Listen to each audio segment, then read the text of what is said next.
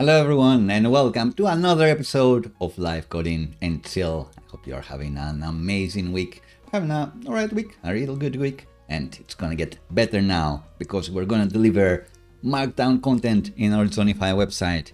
On the last stream we had a bit of a fail. We were struggling with GitHub Actions, with a custom GitHub action we've been creating in the past few live streams. I couldn't manage to debug it and get it to work in another project, so we have the markdown to Swabase custom GitHub action we've created. I tried to integrate it with the Zonify project and I couldn't. I did manage to debug it live and now we have a 0.2 release that you can use and it's gonna work, I promise.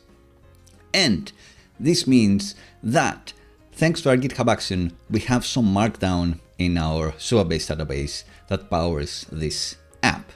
I'm gonna talk more about why we're doing this and what are the benefits and what may be drawbacks and stuff, but I talked about this in the previous episode and then spent so much time debugging and doing less interesting things for the viewer. So today, let's implement first, let's get a win, and then we're gonna discuss this further. So let's switch to the desktop view right away and get some coding.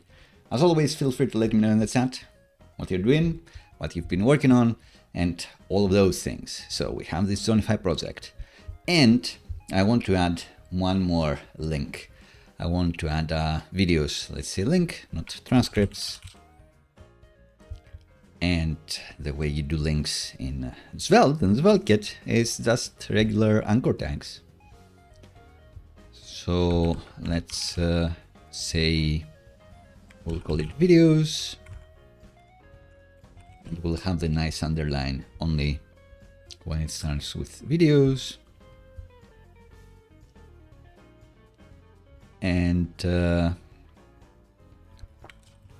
call it videos. Videos. There it is. New link. You click 404. Should make a better 404 page that grows. That's something for the future. Maybe I'll add it here before we forget.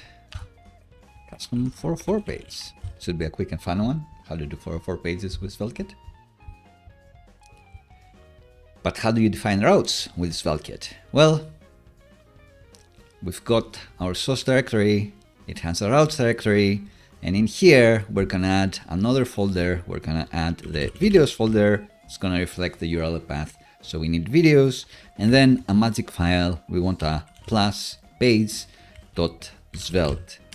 And the moment we have this, there is no 404 page anymore. There is just the plus page.svelte content,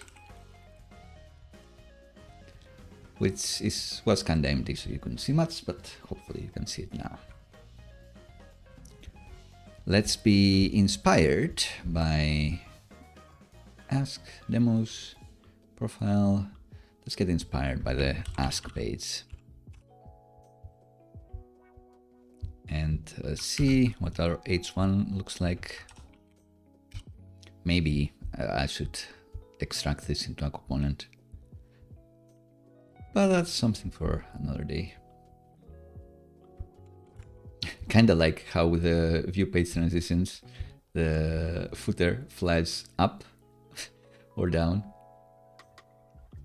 That's not gonna say. It's kind of funny when it happens here in a bigger page and you go to like just a full screen page. But I just realized you cannot see what I'm talking about. So if I go here, you can see the footer fly around off screen at the end and higher up. Kinda neat. View page transitions, I've got a video tutorial on that. But what we're gonna do here is videos. We could even call it latest videos. And we can be inspired further by what we've got here. Usually we've got a main container, it looks like. And it's got a shadow. Doesn't make sense.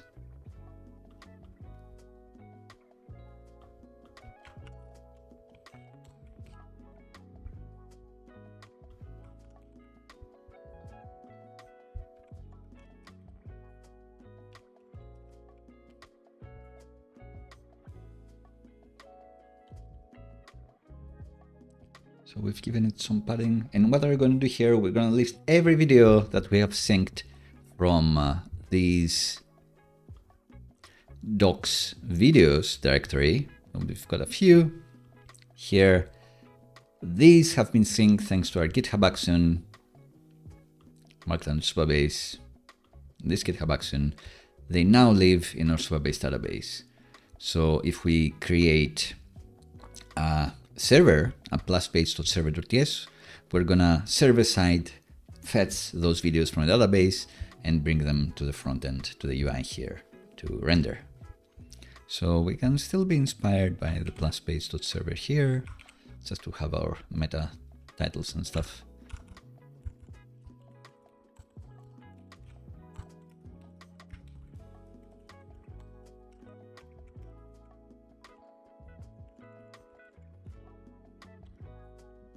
Let's see latest videos. And that's gonna be it.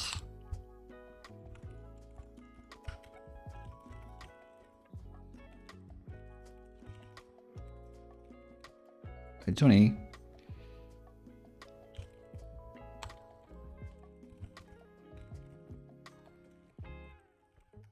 So that's the big cell of this page. You can see the transcript. So if you can't quite understand my accent, this is your chance to understand what I'm saying in those videos. And I have realized that I talk so fast. So we're hoping to have like a videos array. Const videos array, and then we're gonna return this.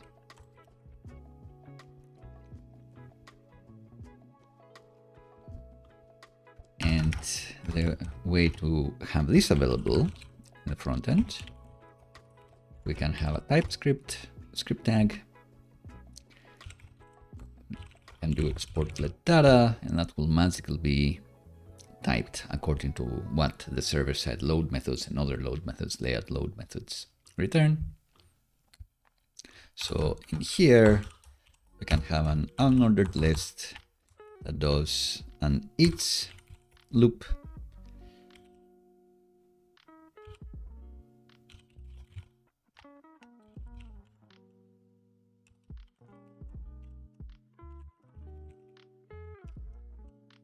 And to end it, but it's going to be data.videos, of course. All right, so this doesn't crash, but we need to, instead of hard coding this, we're going to fetch it from Supabase. So the way we've set things up in our server hook, we have a Supabase client in our locals. So we can actually have this be an async method and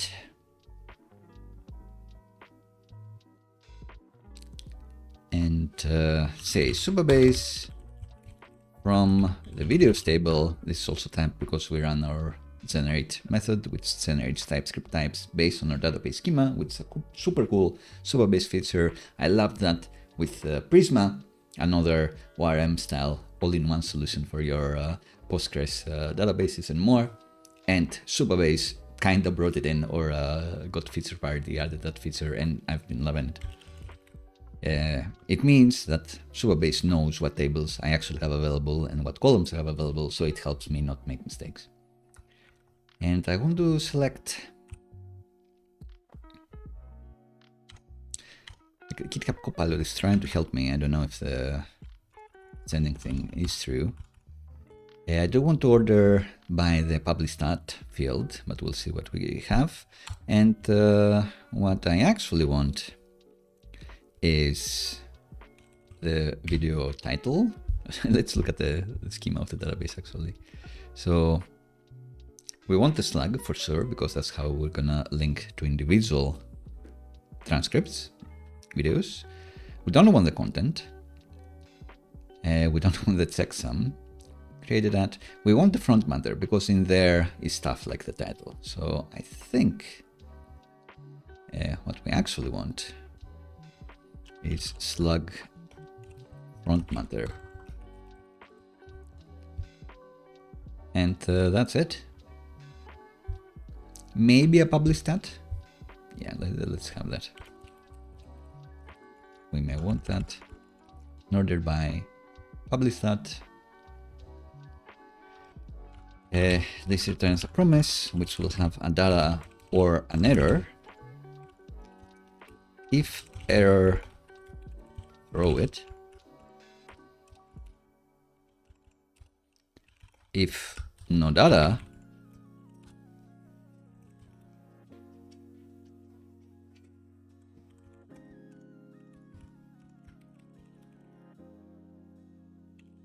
could not fetch videos.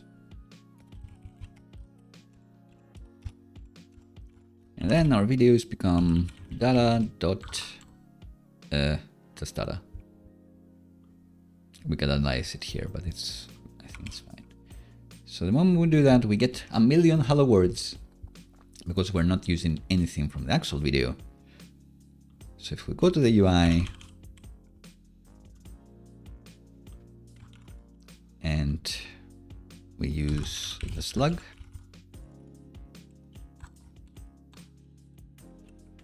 you can see that just like that, we are getting every single video. And we also have the front matter here, which we can use the front matter title. So there is an extension for this should also always exist, but it doesn't know that title is a thing in the front matter.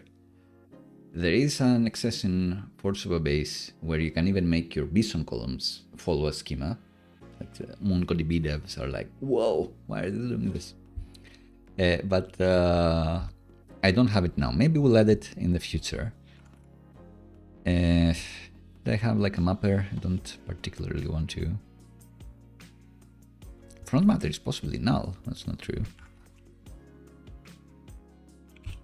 Anyway, if I do this, you can see every title being here. But we'll do something to ensure that the front matter is according to a schema. So each one of these little cards can have an h2, and then we can use a div for the front matter snippet. And it looks like a mess now.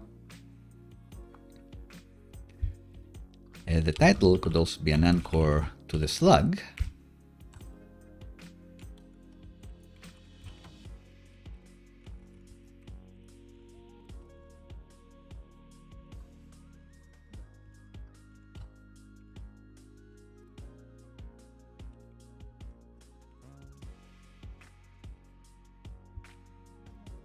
And we're gonna add the YouTube thumbnail in the future, probably in this episode.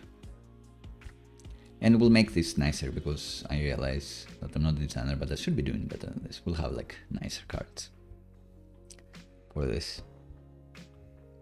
But the point is, we're getting stuff from the database.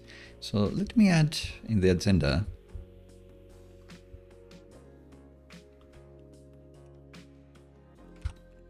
maybe somewhere here.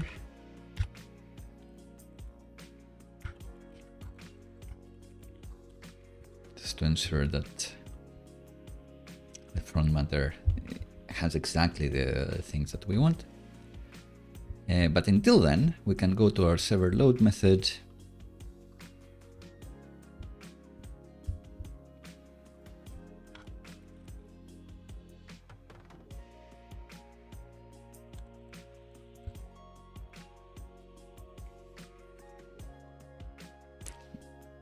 Should we do this first? I'm not sure. I'm not actually sure. No, this is the markdown stream, so I will do it second. So let's add like a comment here. Just ignore. I can't type from the exit. Oh, it's not actually ignoring it.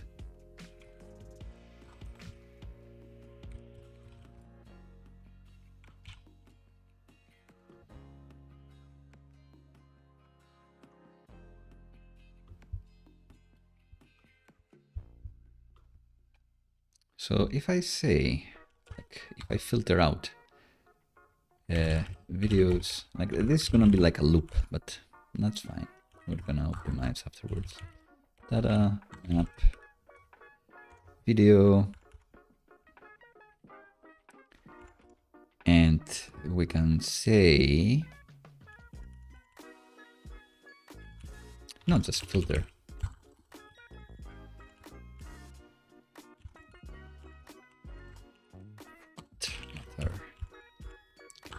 Can say if type of front matter, if no front matter, actually it has front matter and the type of front matter is object. Only keep those videos.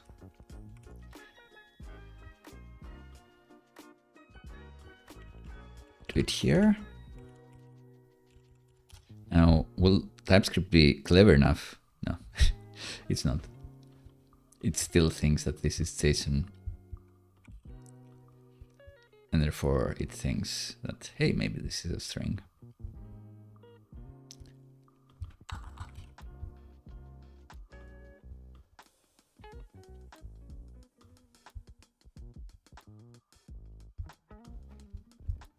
So I'm not going to do that. What I am going to do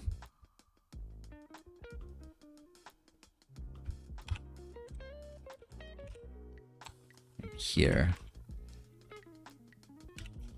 if data front matter, I'm going to do the check here.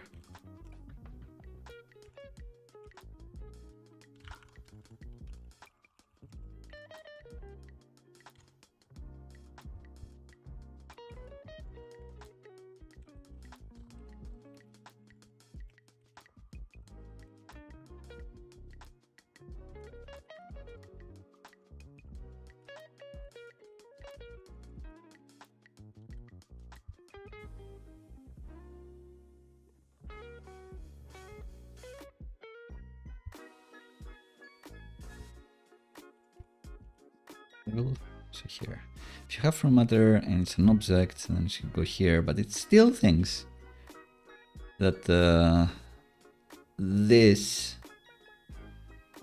could be anything.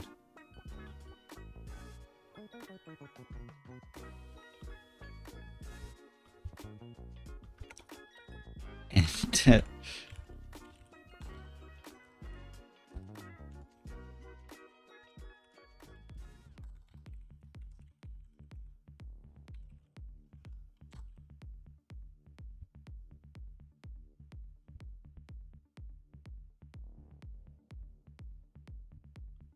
and front matter title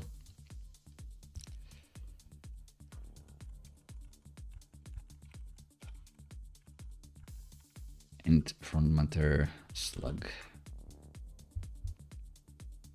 This is a bad idea, probably.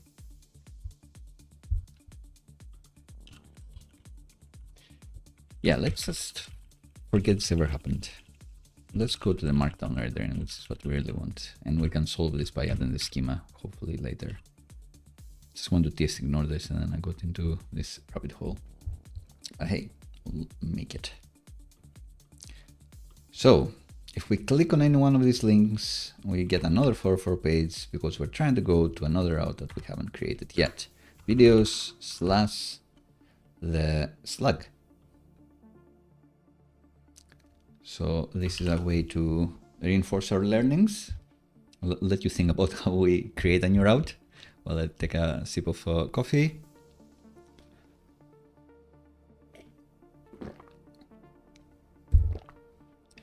So you got it? You got it yet? In SvelteKit, you get routes by reflecting the URL path that you want inside your source routes directory. So in source routes, we already have videos, and for a dynamic parameter here, we're gonna create a folder called bracket slug. So the brackets make this be a dynamic parameter. SvelteKit magic, it's gonna capture anything after videos slash, and it's gonna make it available as a slug parameter. And because it's SvelteKit, we want magic plus page.svelte for our UI. So if we click here, no 404 anymore, we made it to the slug.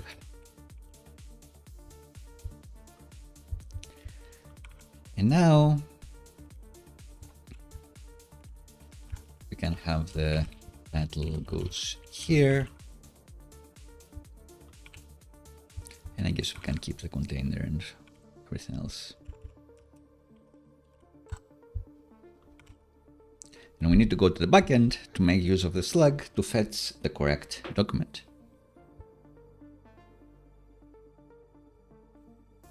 So we're gonna copy the server method that we had for fetching all the videos in the world. Now we're gonna do super base. Well, let's change the metadata. Let's go from start to finish.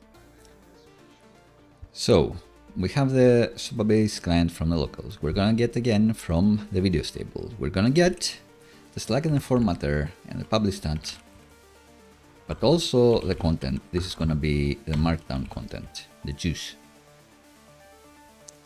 And we don't need to order because we are gonna match on the slug. How do we get the slug? It's in the params, and SvelteKit, something that Next.js does not do currently, it has magically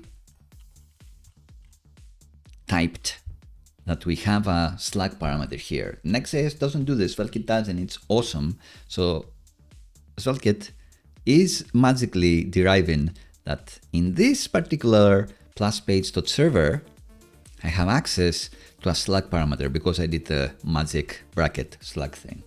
And that's cool because sometimes naming is hard. You may want to change this variable name to like anything else, or you may want to use something else. So you may make it brackets ID. But then without the type safety, you'd be deploying broken code. Well, or you'd have to remember that everywhere I said slug, I should actually say params ID. But with SvelteKit, you have the type, it protects you, it will let you know that you don't have .slug anymore, you have ID. Maybe I should show it. So if we say that this becomes like ID, then I get the magic squiggly here telling me that doesn't exist in route params. And if I check the routes params, then it's gonna autocomplete ID because I named this folder like so. But we are gonna keep slug here. I think that's one of the neatest features with SvelteKit. And match this, and we know that it's gonna be a maybe single. If it does exist, then it's gonna be single.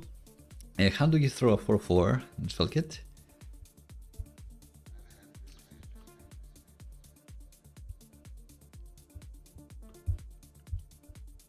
Let's search.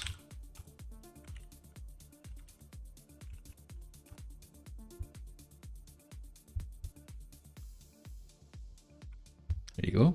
Just throw an error, I guess.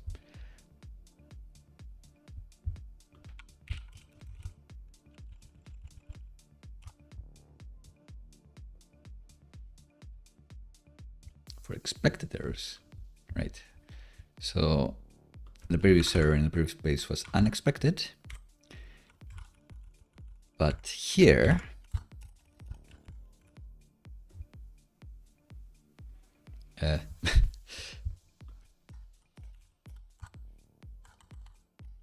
let's allow this to select error.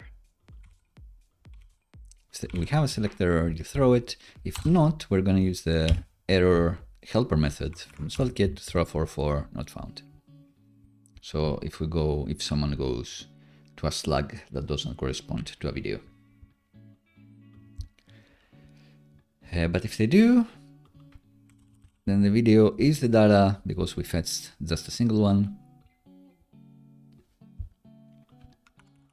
The title is going to be data front matter title. And again, we're not going to like this. And the description could be the snippet.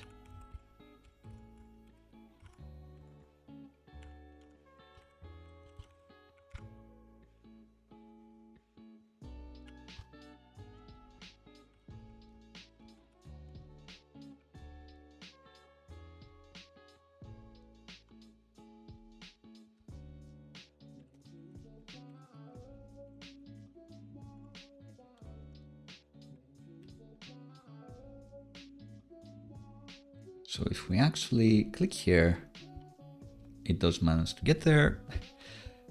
And let's start making use of the video data. So again, script tag, app script, portlet data. SvelteKit will magically populate this with whatever we had.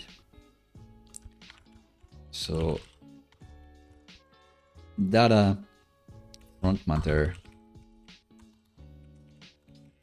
title goes here.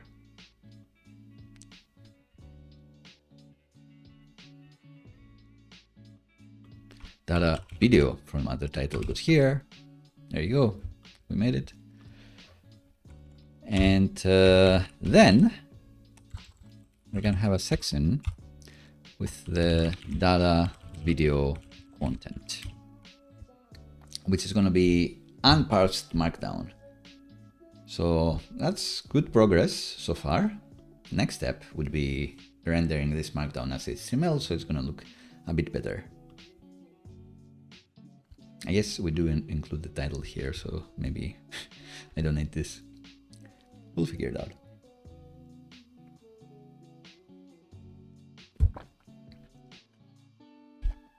We'll figure it out.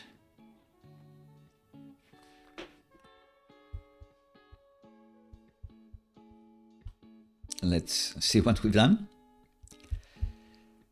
So we talked about what we're doing today, our custom GitHub action that puts things in Supabase. We fetch the things we've put in Supabase, and there are new videos route. We created the videos slug route, and now we want to render our markdown. We've done quite a lot, so more fun stream, I hope, than last Friday. More successful one, for sure. I keep saying that I see these streams as an imposter syndrome cure. You get to see a principal software engineer struggle, and that's life sometimes. Next time we win. And when you struggle, you can also have a great opportunity to learn. All right, enough breathing. Enough breathing. So it feels like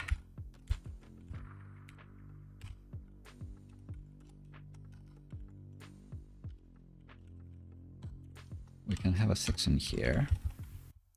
And the way you render HTML in SvelteKit is you use the @HTML tag, I think, but you use it in the brackets. So you're saying this variable contains HTML and I want to unsafely set it, is what a more React way to say this would be. Of course, this changes nothing now because this is still Markdown. It's not rendered as HTML. And the next step would be to transform it into HTML. Markdown to HTML parsers are a dime a dozen. There are quite a few, but good ones are hard to come by. For our chat ask functionality here, how do you parse Markdown? It's not gonna know because I haven't made a video transcript about this. I haven't made a video about it. Oh, look at this. Awesome. It's mentioned in Python, so you know that it's not me saying this. It's ChatGPT. When our assistant stops talking, we're gonna render the markdown that it's given us, and it's gonna look a bit better. We can improve this in the future, but it's essentially what we're gonna do there. So you can see that some are like code snippets, so they look a bit different. Some of them are using strong tags. So you can see that some of this is HTML, and if we were to inspect the source, it would be HTML. So we've managed to transform HTML, to transform Markdown to HTML in that page. And we've done this using markdown-it. It's one of the successful and famous and popular libraries for changing your Markdown to HTML. But having done a bit more research, I think today I want to use Micromark, which is from the same people that make Remark. A lightweight version of Remark. I've used Remark before, I've used Markdown-it before, and even in this project. Now I want to use Micromark and see if it fits my use case. My use case now is just render some Markdown into HTML. Something simple. We're gonna need syntax highlighting and that sort of thing. So it's not like the simplest thing you can do. The simplest thing would be block style for non-coders, so no code and syntax highlighting. But still, should be quite simple. I won't have custom components, custom elements, like code playgrounds, for example. So enough talking. Let's see how we can bring in Micromark. npm install Micromark. Sure. So let's bang install Micromark. And then we can import it. And then it will just do it. I see.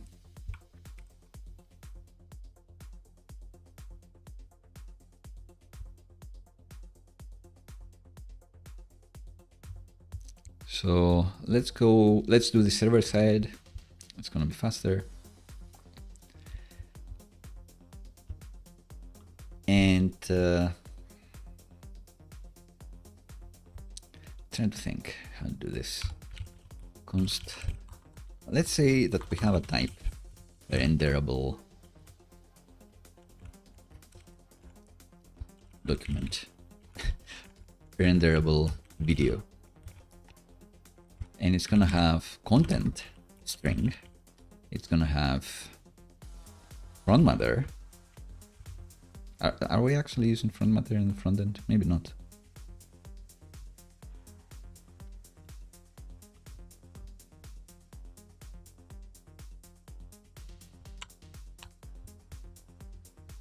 So maybe all we need is say that the video is gonna be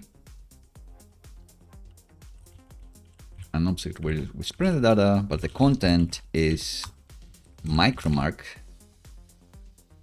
data content. But this is something that we bring in from the Micromark library. I wonder why my ID is not helping.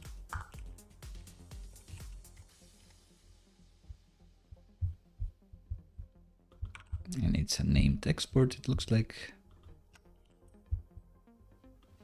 So now, the moment I save, this should hot reload to HTML. It's going to be exciting, but not super exciting because I'm not using the Tailwind styling. We're going to see this disappear, the pound sign. That's kind of exciting.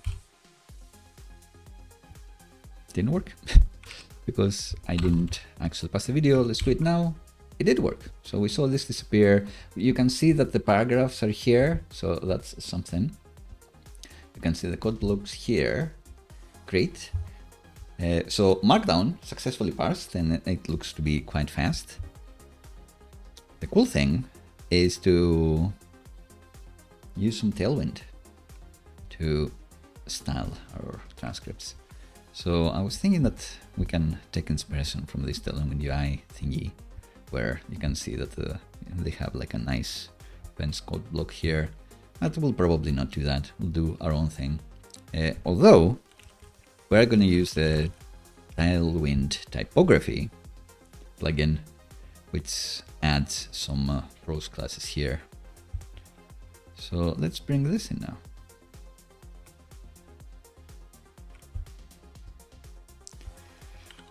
Bun install Tailwind CSS typography. Let's go to our Tailwind config and say that we also want Tailwind typography plugin.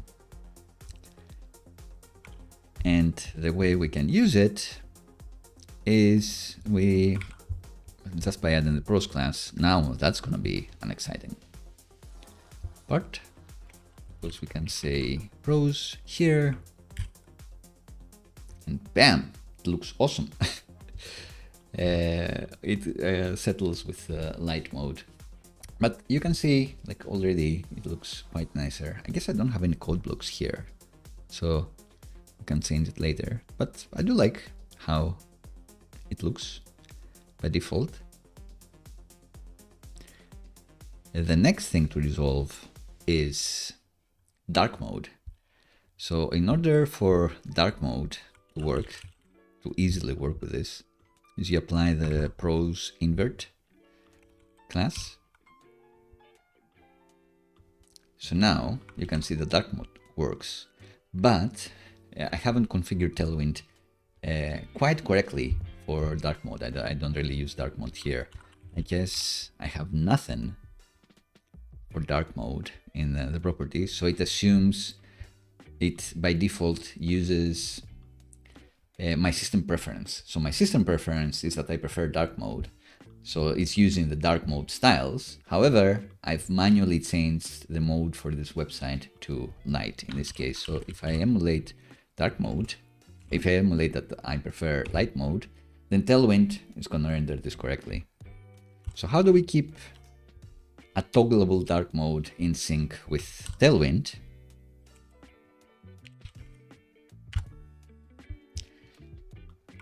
Well, maybe in a new page, we can see that by default it's using the class method. By default it's using the query selector method, but we want the class method, but with a custom class and not actually with a class, with a data attribute. So this is what we want. We're gonna add the dark mode key. We're gonna do the class, which just means not the automatic system preference syncing. And we're gonna find the data theme attribute and check if it's dark. And that automatically makes it work. As a reminder, in our main layout,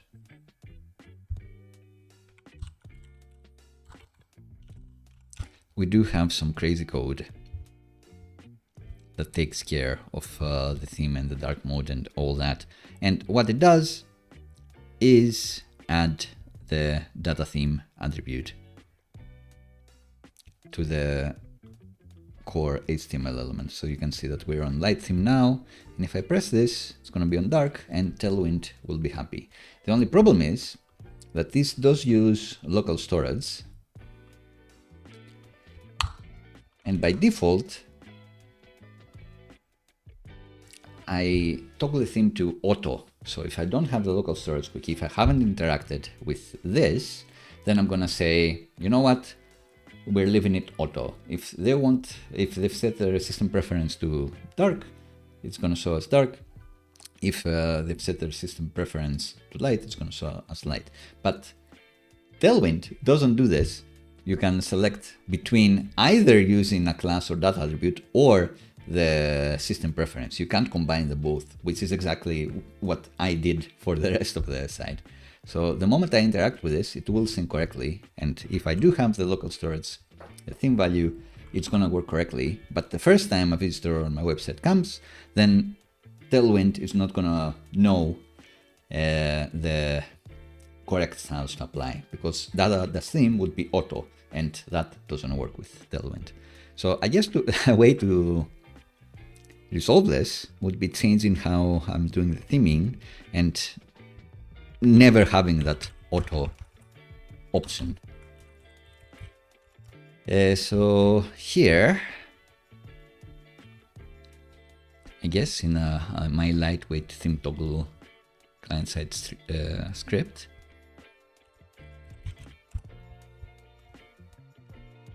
I shouldn't default to auto ever. I should go to either light or dark. So if I prefer dark, then make it dark. Prefer light, make it light. So this should still work with the quickie there. If I don't have the quickie, then we start as dark. And then I guess we set the quickie as well, interestingly enough. And if I interact, it goes back. So there must be something else which we still have left to do.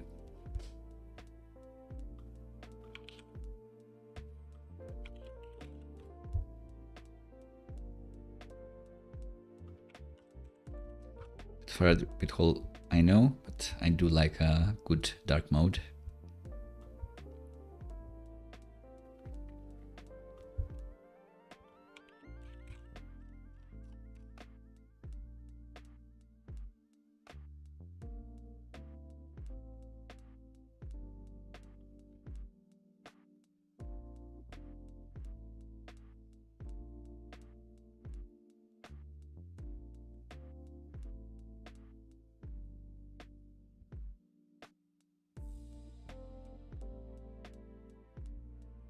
We have this writable store, although it's not anymore a valid value for this.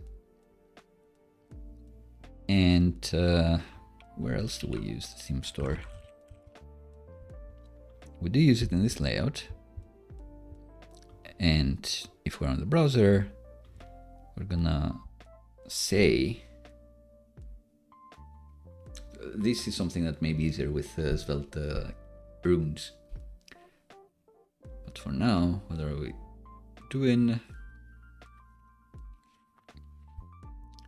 We're checking for this, and then we set this.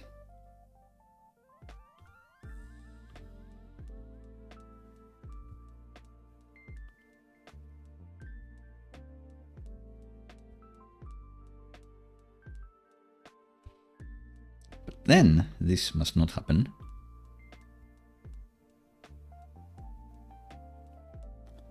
Mount, I guess this should always exist, right? Should always be something at this point.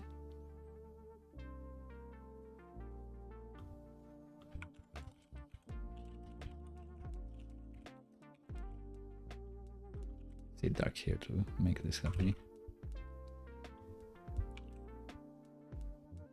So yeah, that's always something.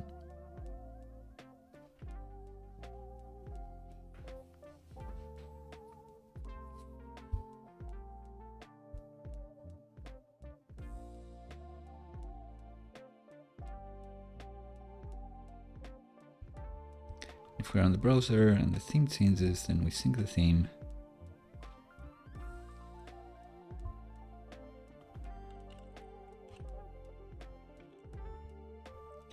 If we click this, it starts as light again. But why?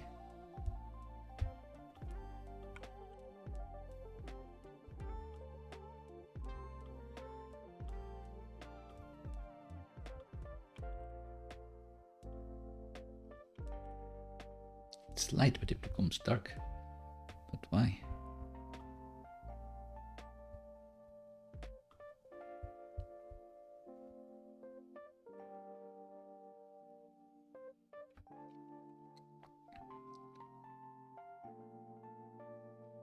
Does this not run on the browser? I can't imagine. That's even possible.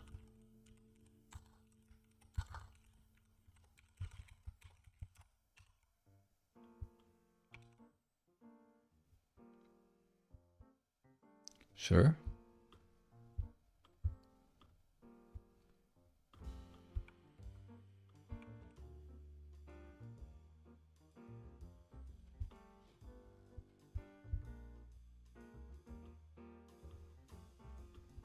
So we get this, the return is this, and it should be setting it here. But it sets it to light. I don't get it.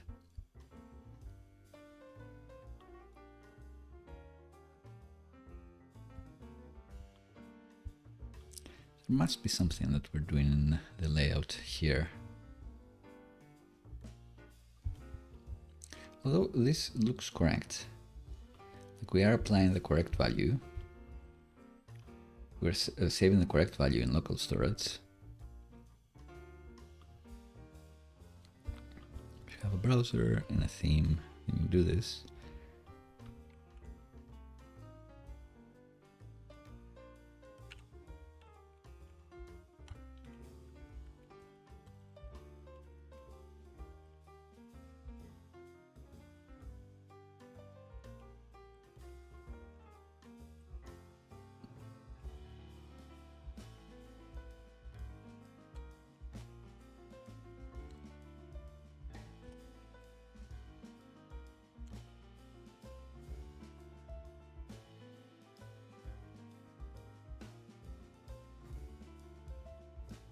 The problem is here somehow. Like, if we make this fat arrow that we just call,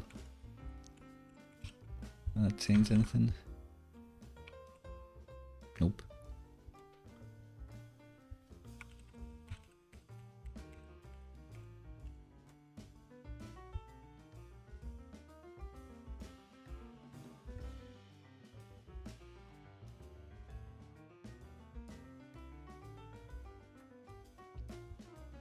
Just like it's not respected at all.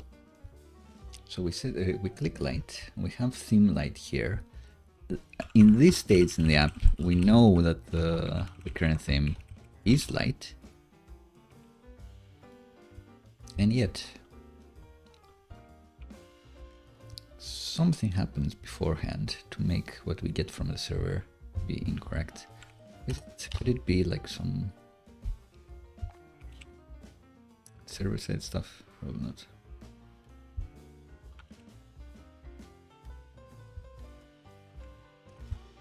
What happened there?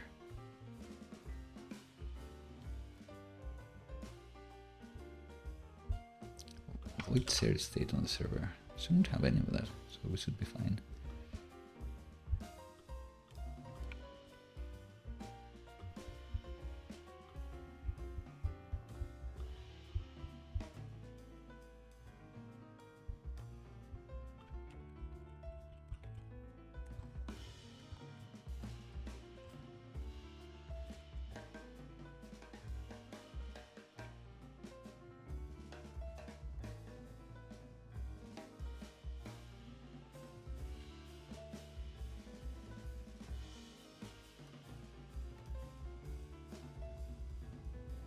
Interesting.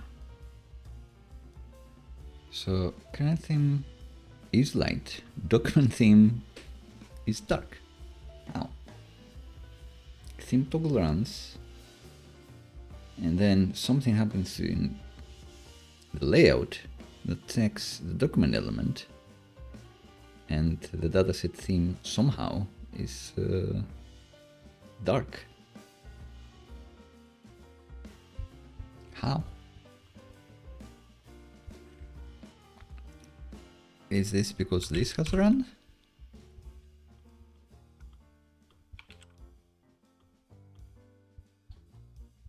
Oh. So if I manually change this to light,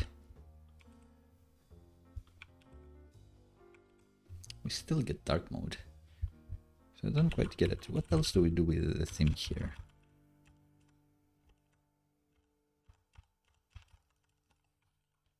What else do we do with the theme anywhere?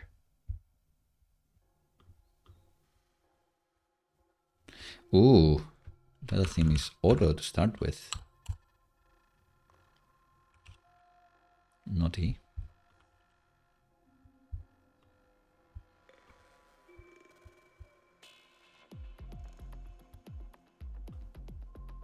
So that we don't want.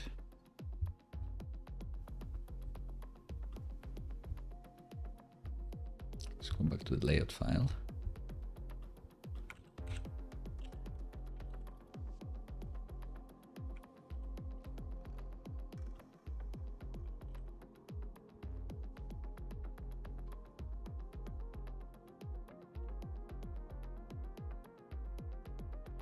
So this file should run and make this appear on the layout.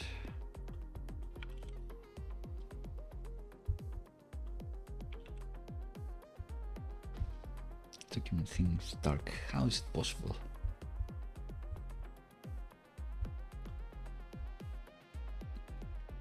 This looks good enough for now, so I may move on with adding the rehype markdown plugins and stuff.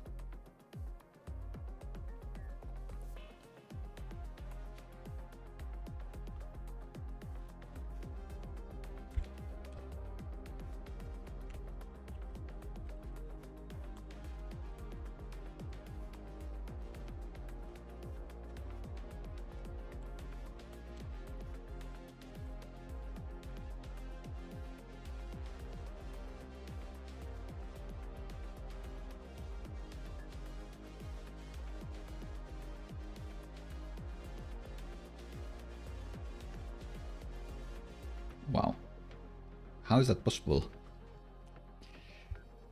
It seems like this null coalesce thingy was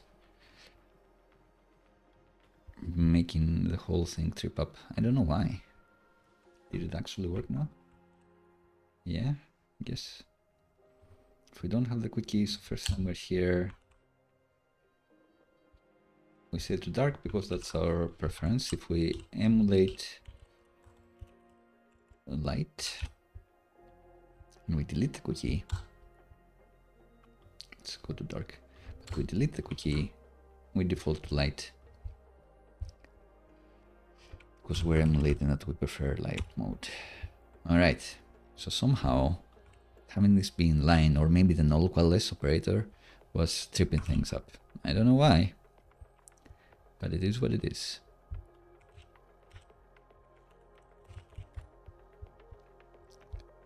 So here, we don't want this.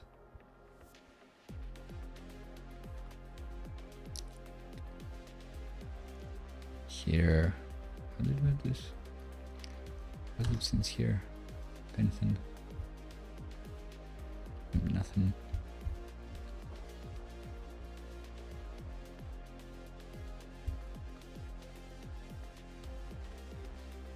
I did remove the data theme from the HTML, so I guess it's also fine.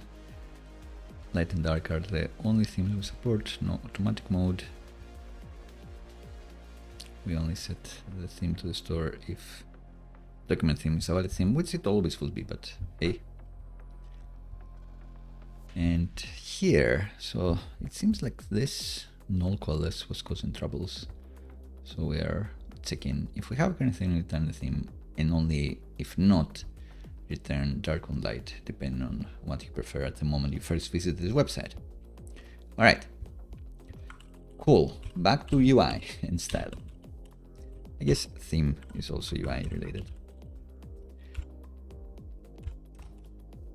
So prose stuff.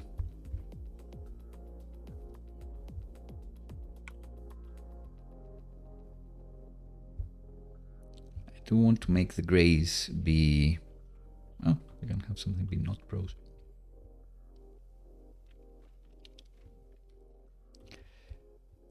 We can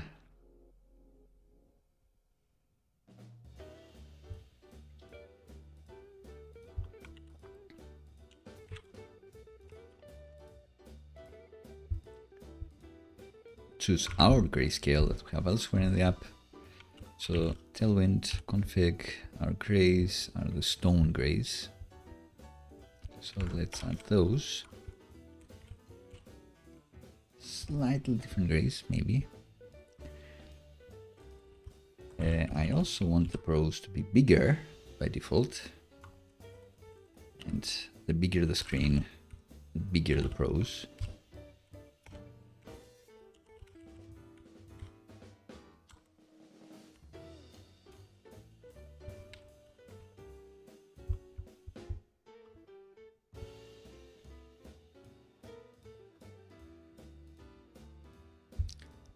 I think that's as big as it gets.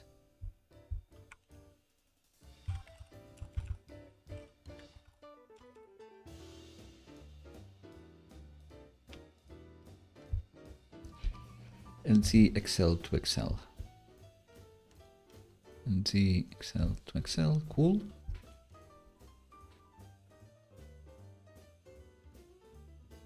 And I guess I never have any code snippets, so I don't actually need the Rehype plugin for highlighting these any better. But I can make these like inline code stuff that I do use quite a lot look a bit different. I think they're pre. What are they? Oh, they're just code blocks, I guess.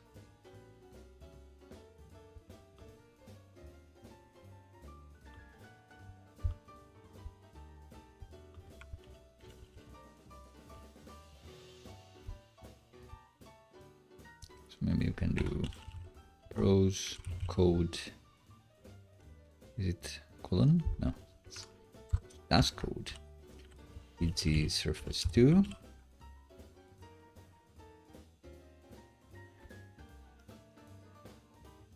And cross code rounded.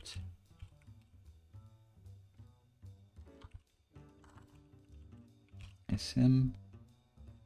Does that actually do anything? Yes, slightly it does do something.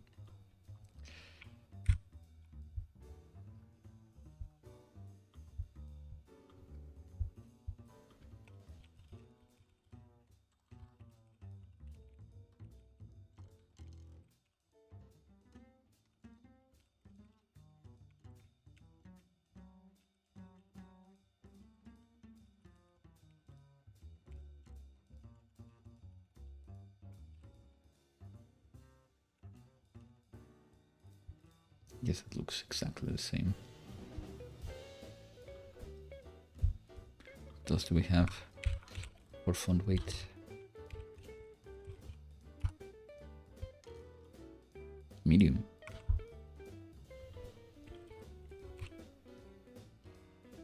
Not really a difference here.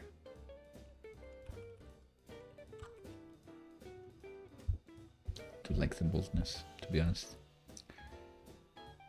So I think that's gonna be it.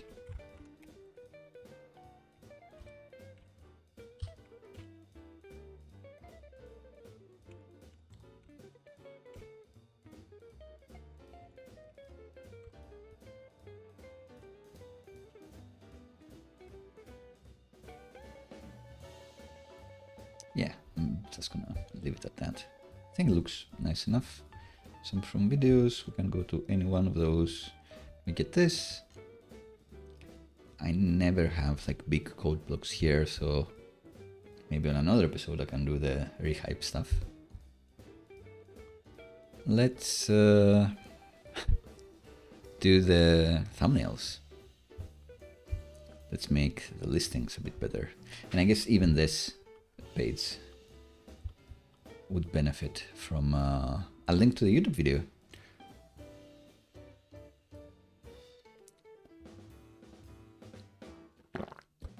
What do you guys think?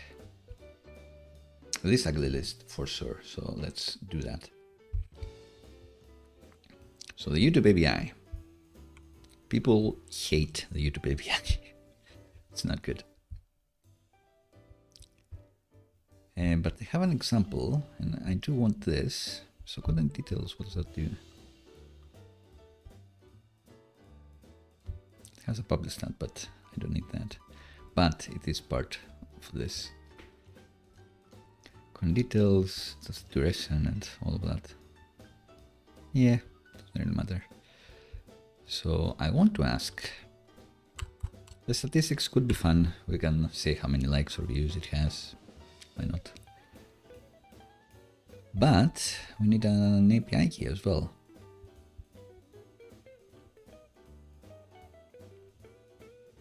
They're saying to use the Google API client, as if we're gonna do a a little get request. We don't need a client for this.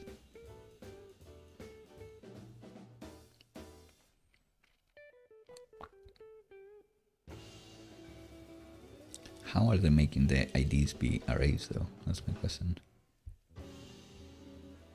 Guess it's comma separated. Wow. Interesting.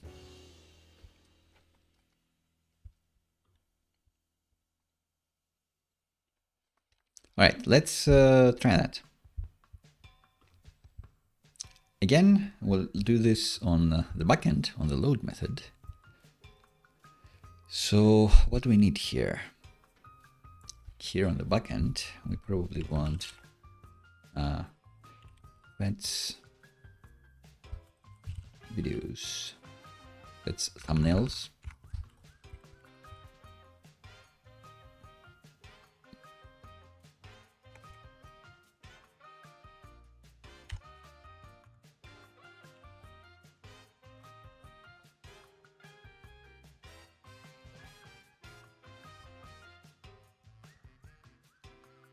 And then we're going to do a fetch request. And apparently they just have the API key as the key parameter. Sure. And the URL is going to be this, it looks like.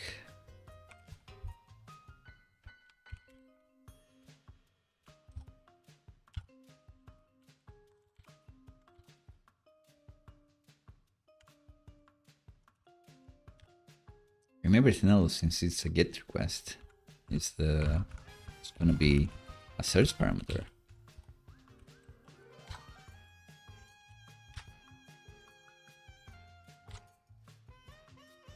And indeed, the GitHub Copilot is correct. It looks like we are going to add a part, which will get snippet and statistics for the lols.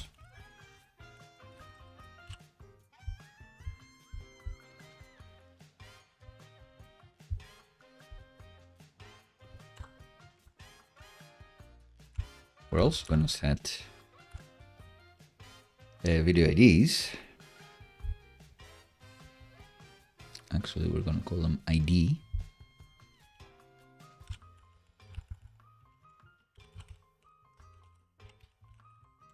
Join them with a comma. Maybe we can do the same here.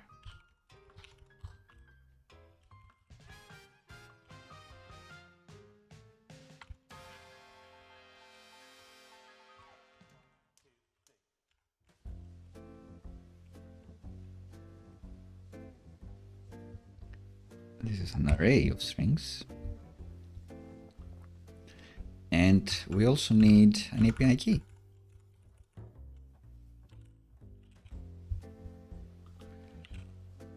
Just a key. Max results. I don't know how many that's going to be on behalf of content owner. Nah. So if we return, what are we actually getting here?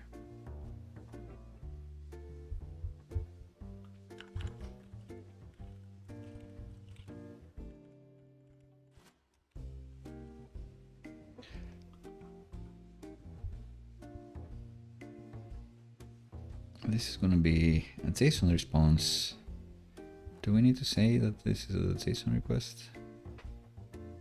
Maybe.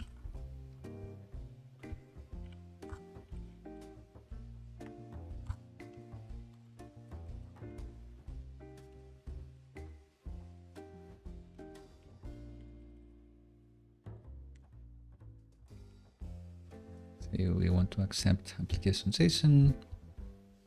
Doesn't look like we want anything else here. And then we don't care about the pagination and stuff at this stage. Response equals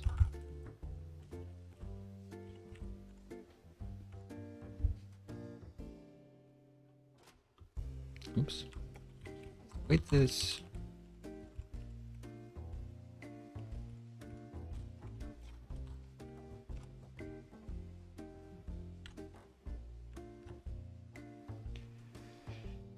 or else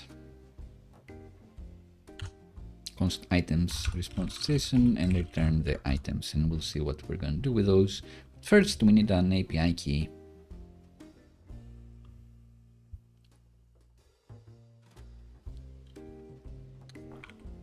I want to keep this page open.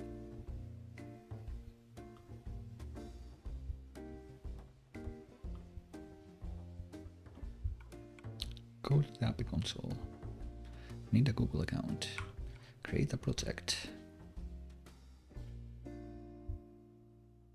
Same group is this project names? Alright, I'll do this slightly off screen.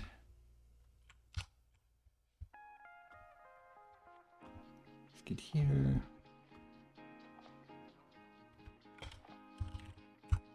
It wants me to sign in even harder.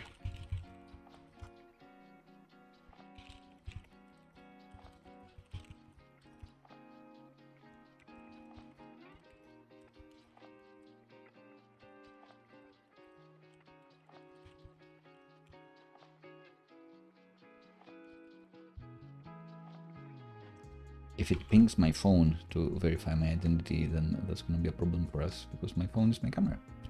Now it looks like it's fine. I'll create a new project here.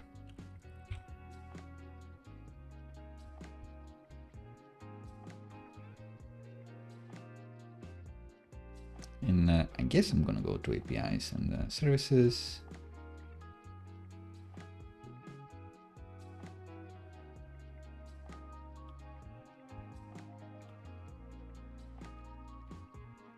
For this project, I'm going to enable APIs and obtain authorization credentials. These credentials, API keys,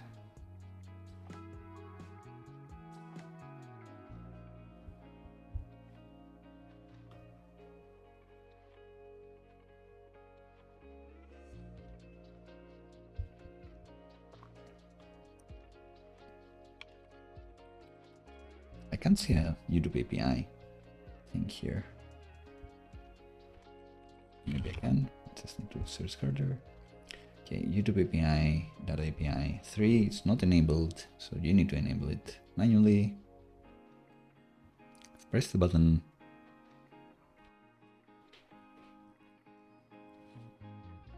I'm not gonna select the client library to help to simplify the way we're doing.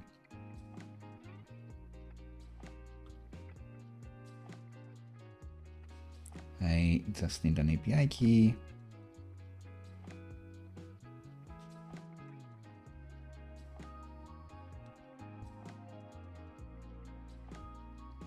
We say it's going to be available for me all the time, which is maybe nice.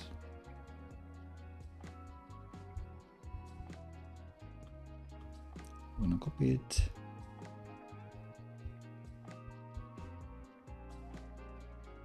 I'm going to go to my .env.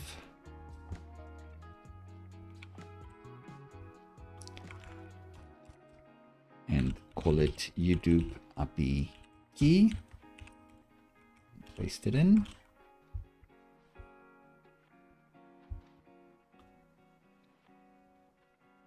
It says I can restrict the key to websites or whatever, but since it's backend only and I haven't licked it yet, I think it's fine.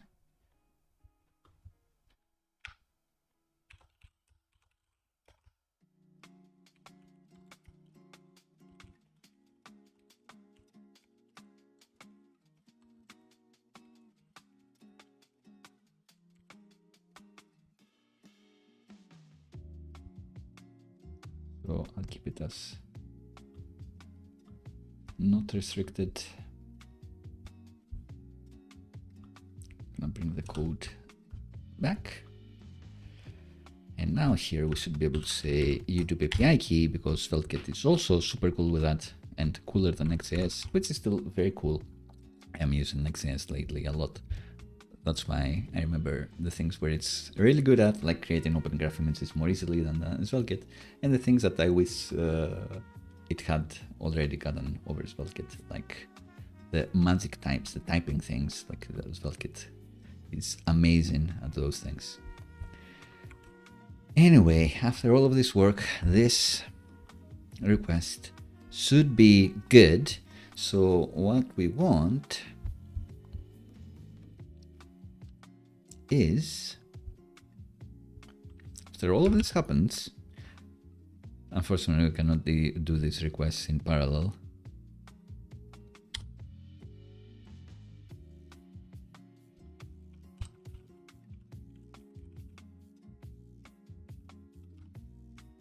So we have a YouTube ID in the front matter here. Again, TypeScript is like, do you really? But we do.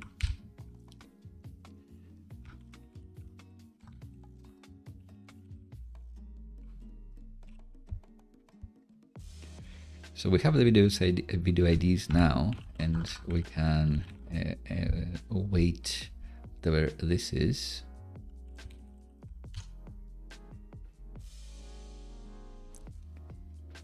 But then we need to enhance our videos, our data with all of that information. So let's get a refresher of how that looked. How far back do we need to go?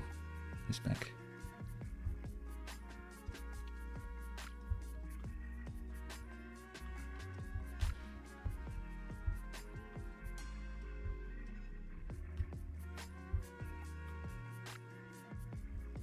So they have IDs here, and then it has a snippet, and then I guess we want the thumbnails. Default, medium, standard, like how big do you want them? Maybe max res.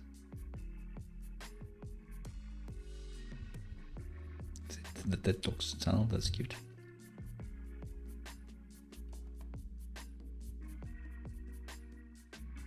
Interesting.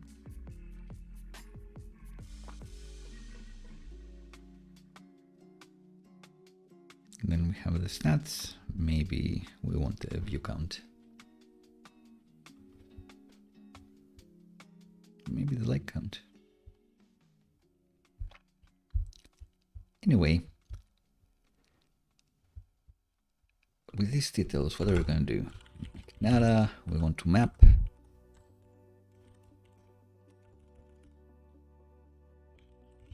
Video, we're gonna return the video itself.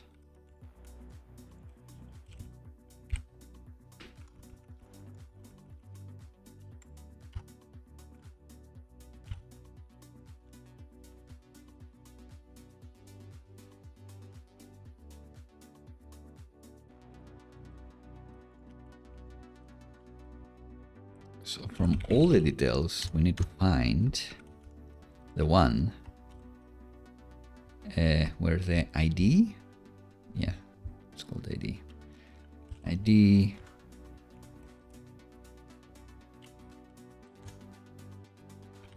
is equal to the video on matter YouTube ID, indeed. And let's just ignore that for now. If no YouTube details, return null.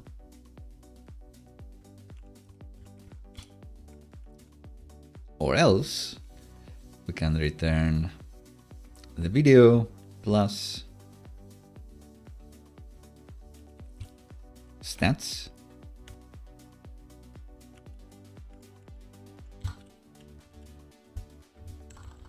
Stats.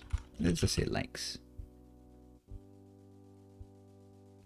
What's is inside statistics, view count, like count. Indeed, the engineers have done this before, so the GitHub Copilot autocomplete is quite good. It looks like. Ooh, something went horribly wrong. But it's fine, we're not done yet. And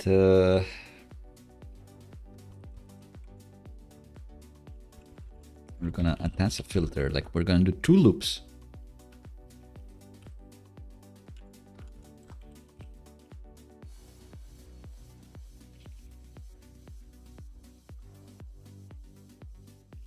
This is gonna be this.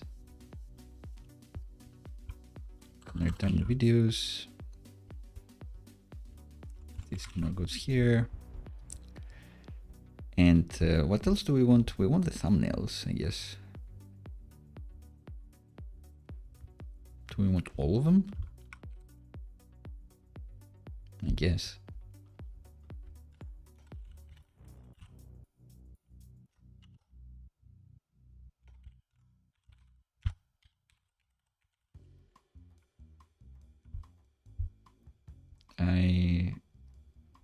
That's not in the correct level. That's snippet thumbnails.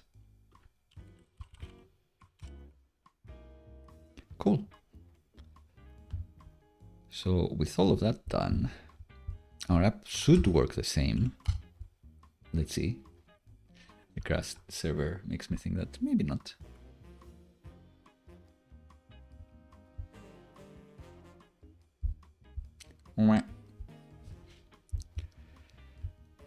So I guess everything is null. So what are the YouTube details?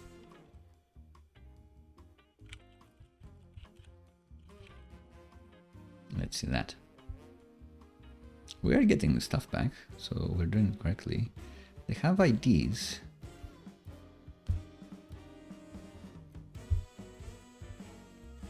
So I guess this doesn't work. From details, we're looking for this. We're hoping that this matches the YouTube ID in the front matter, which we do call YouTube ID, so that looks correct.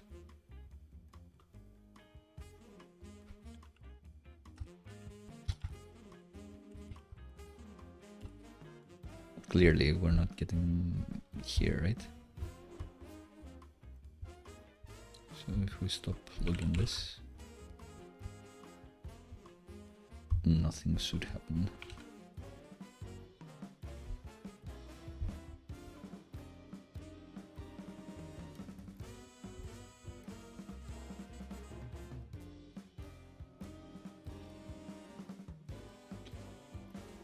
Is this ID correct?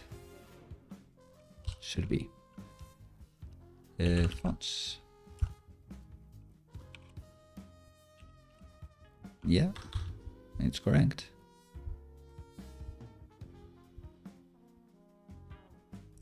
I'm not bringing the IDs back. No, I am. It's in the front matter. So let's have a look.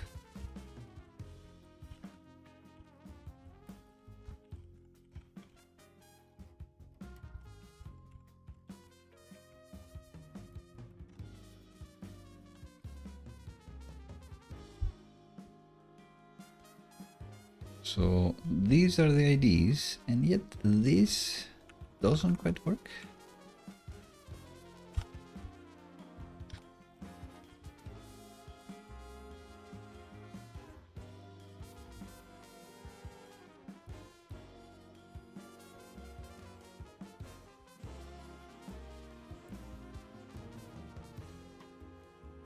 They kind of look like they're in order. Like you have this YouTube ID and then it goes through and it should find the last one. So that should match.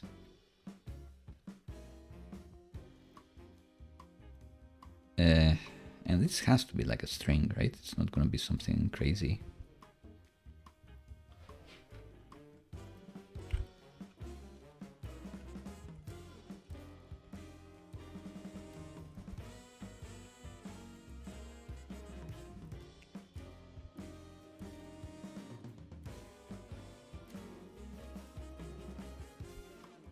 So it's checking, and you can see that there are matches here.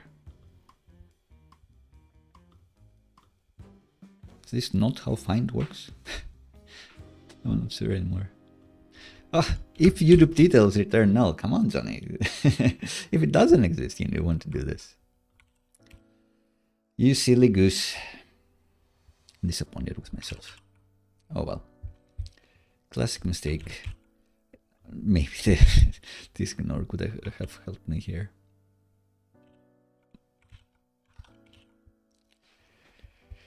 Alright, so yeah, if this is falsy, return null and then just filter everything.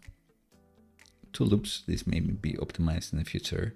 The point is that now the frontend should have snippet and statistics available.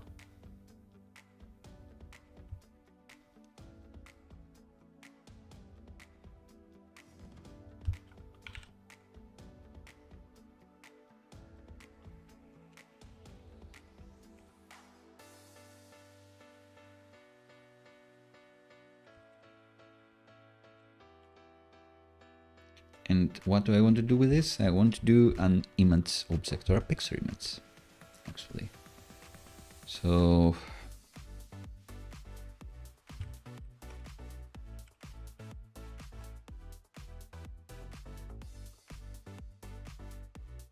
guess I want to do this.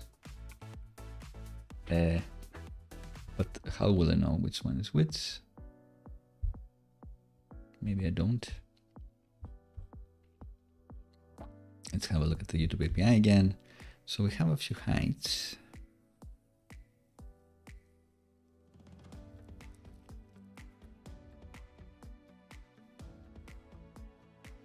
We can have all of them.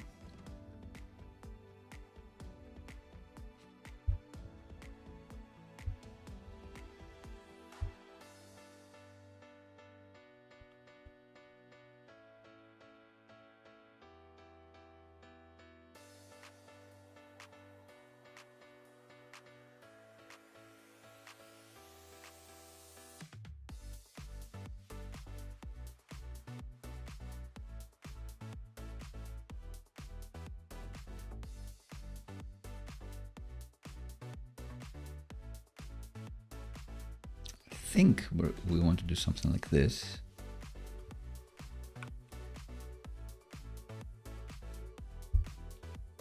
Let's show some images.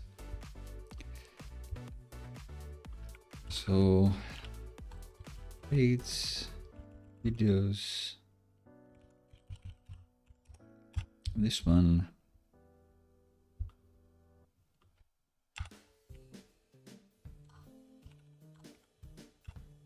Picture, just with an image, and the image is just gonna have a source.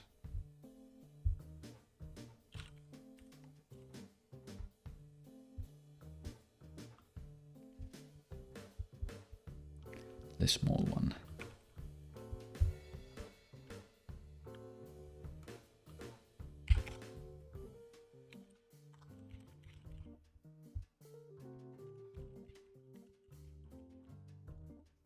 Thumbnails default URL.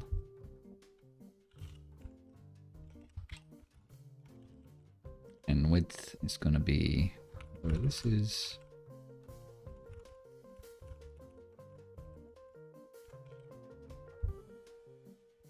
Width and height.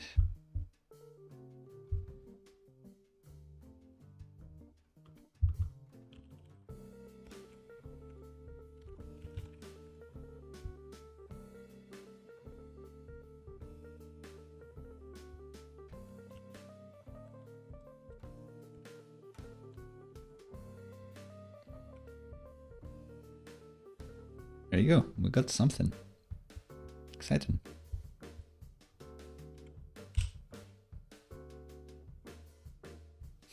A lot of Svelte, like all the Svelte prime color.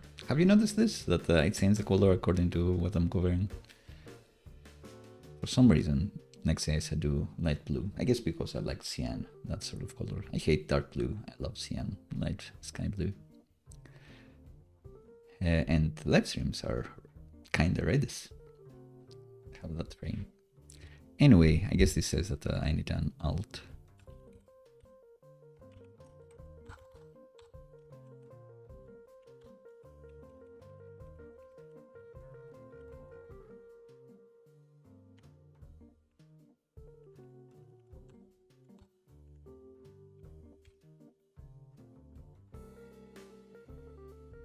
Right, how do we use the bigger ones? I guess we're gonna create something like this.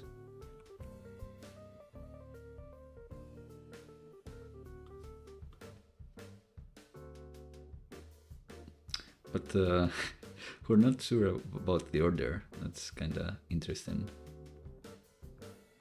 We would need to source it. Do we always get like all these versions?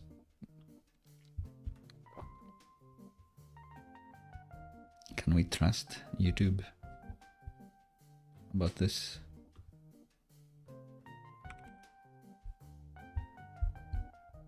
Not sure.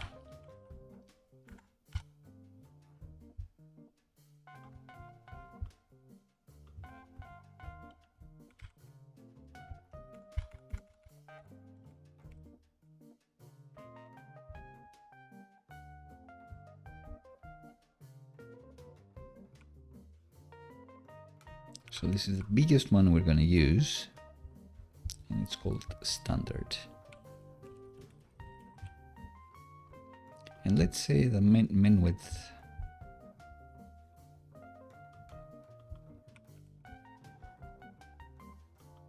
is at least 640.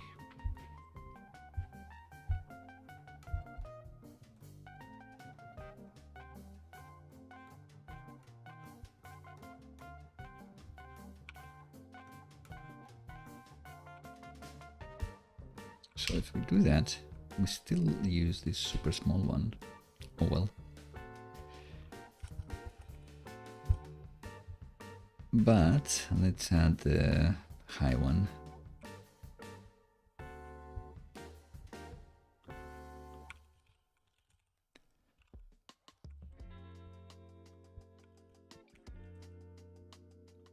That's our second option.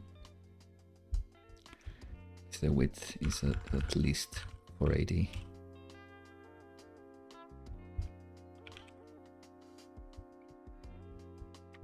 We don't hit any of those. Like if we do this, do we actually get it? No. Whoa, interesting. So I didn't expect this. What's happening here?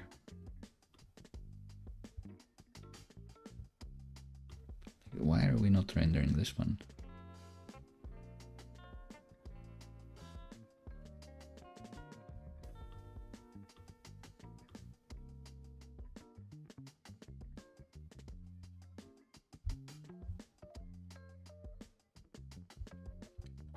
What am I missing?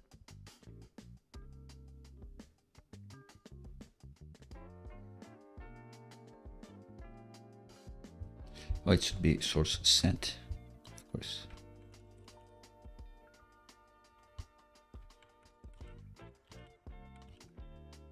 All right, now we're talking.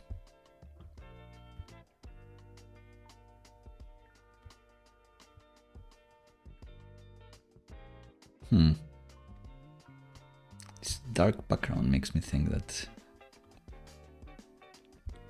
the width and height may not be real.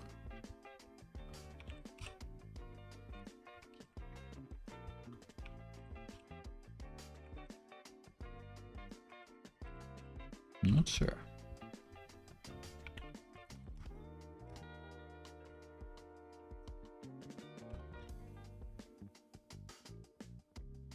Alright, alt only on the image source, that's fine.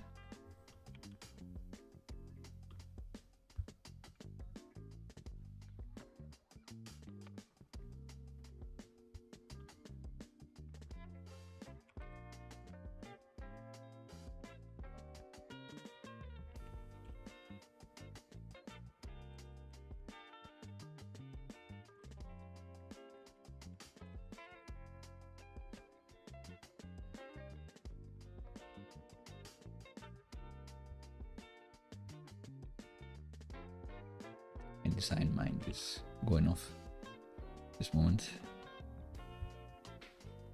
I'm thinking, why does this have like this weird height?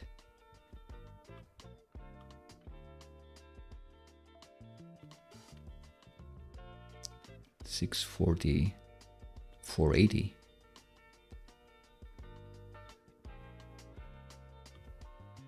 I guess it's this. But clearly that's not true.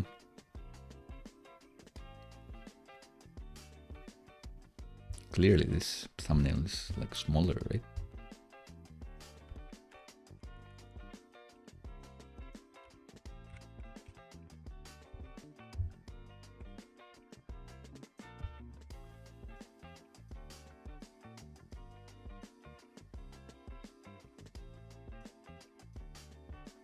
Well, let's style things and see what happens.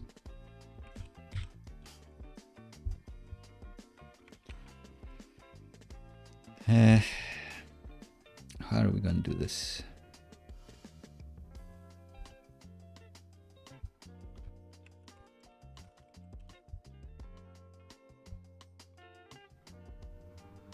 In this case,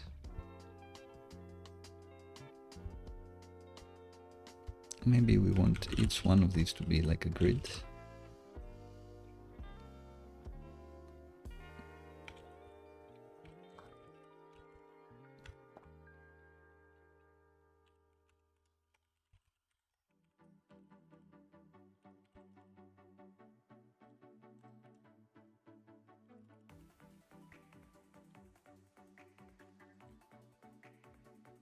At least for the bigger resolutions.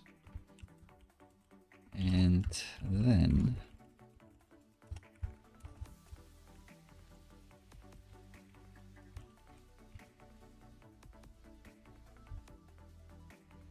looks kinda right.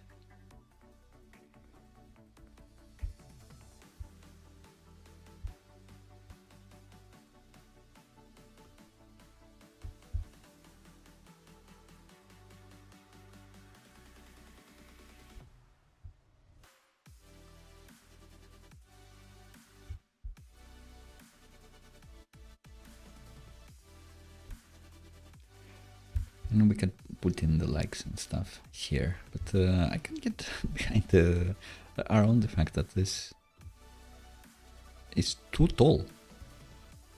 Why is it so tall?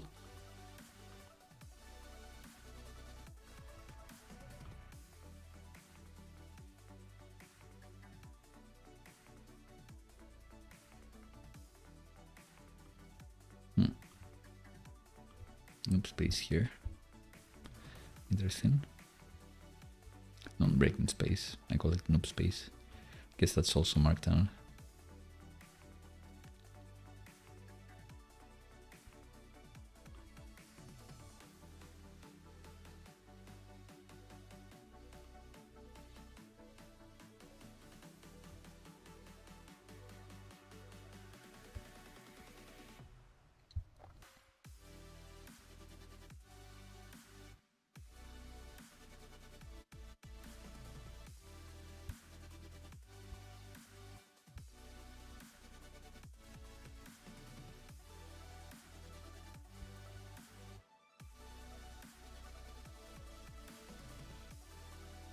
How wide is this container?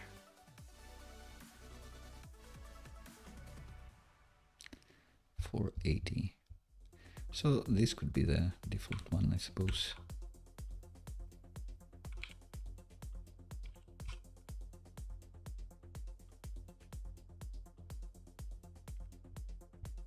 Would we ever go bigger than this? How big is this?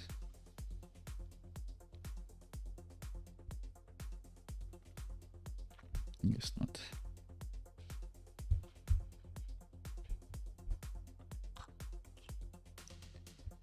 So I only want to apply the grid thing on bigger screens. It can still be like this normally. Do I want rounded corners?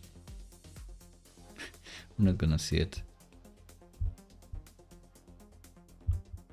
Let's check this image out. Oh my god, it does have black bars. That's insane. Why?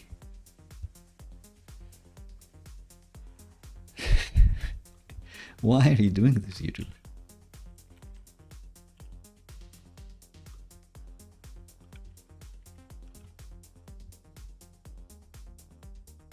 May include black bars. That size is correct. It's not correct.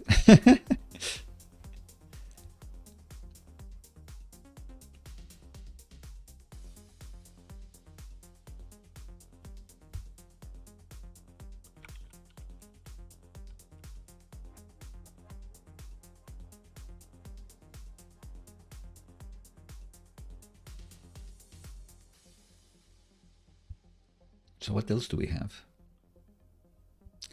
Is it the max res one? Maybe.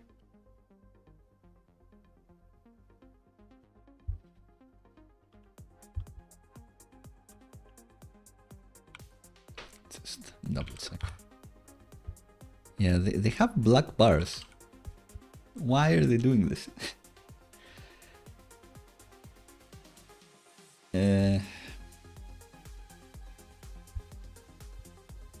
What else can I put here?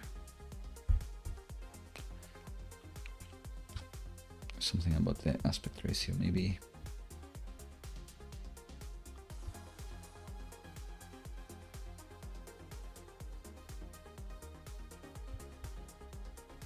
Tailwind overloaded. Well, we may as well call it a stream.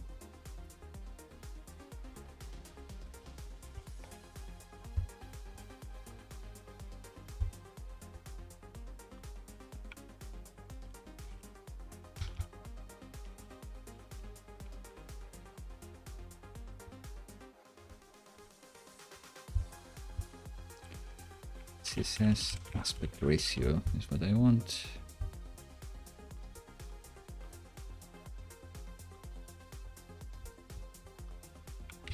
Crop. Crop.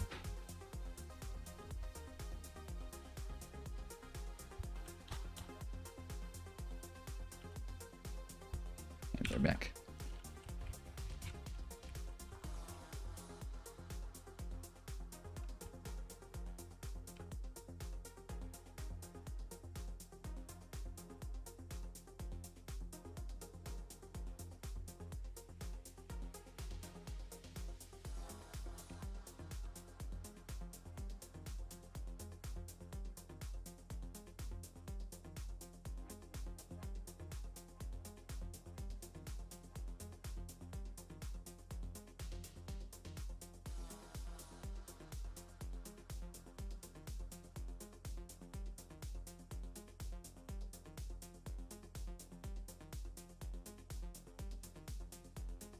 To cover the bars.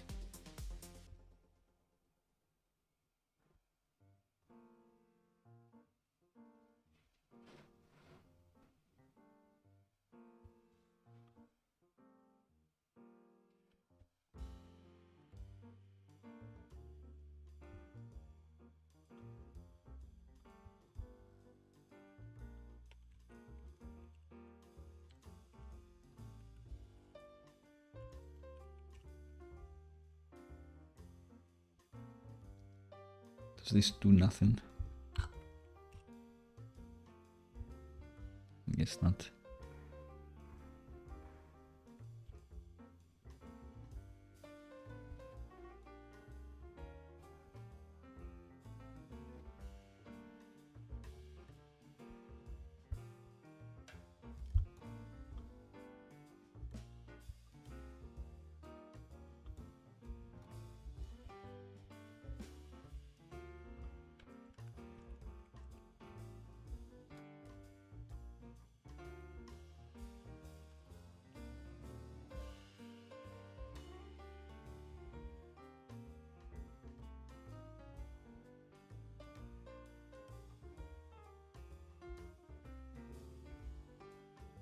So do I need to have like another container?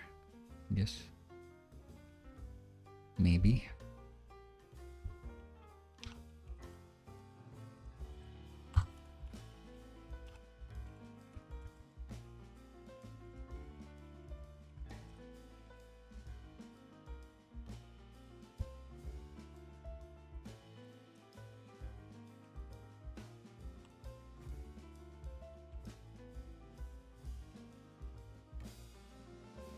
Sure. But what's the height gonna be? Is there like an aspect ratio?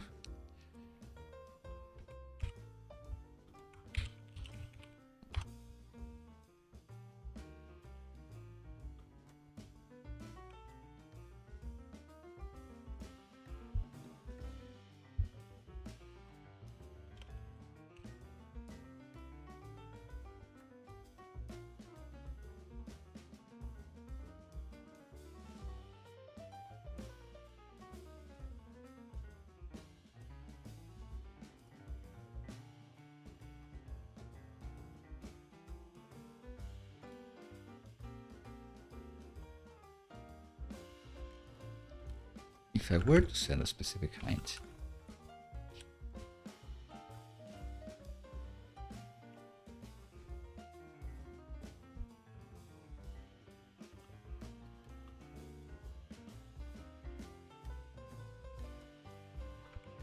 use object fit for that.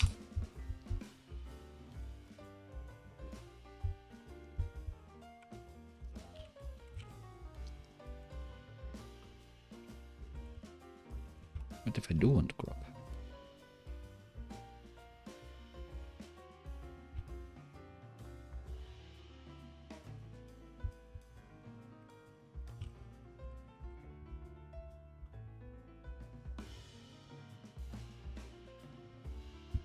What a silly problem with the YouTube thumbnails. I didn't expect this.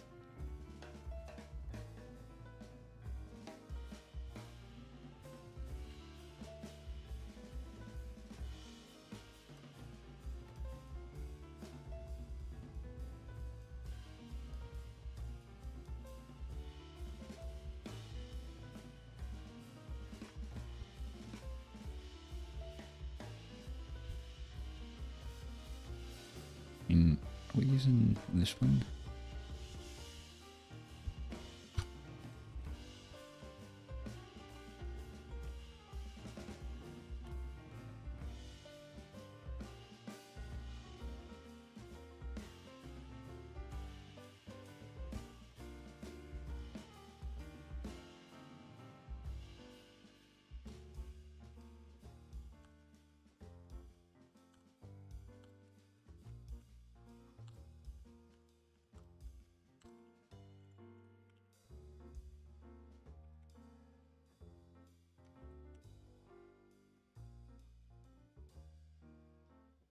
Does squeeze the aspect ratio.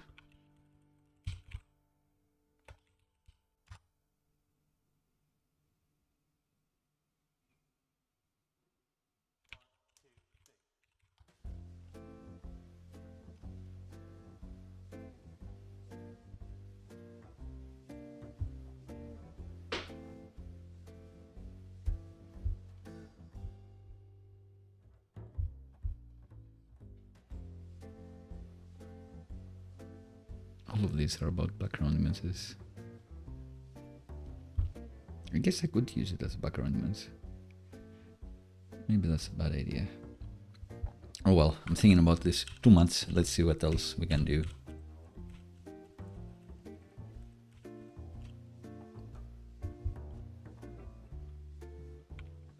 Don't put it inside another div.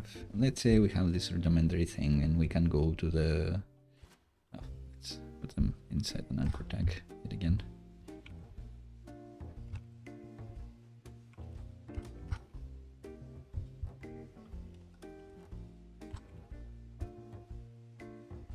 So you can click and you go to the nice page, and the individual slug, maybe we can have a picture.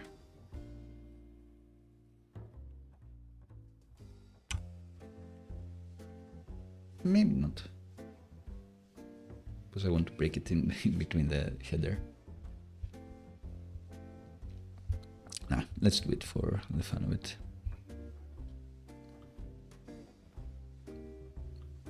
Before that, let's just render the views of a video. This one.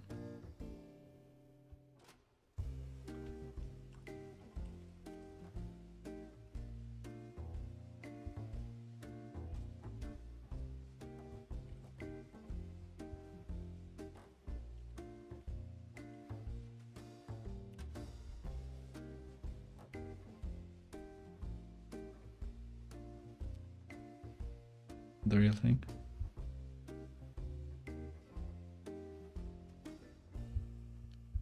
Likes, we call it likes.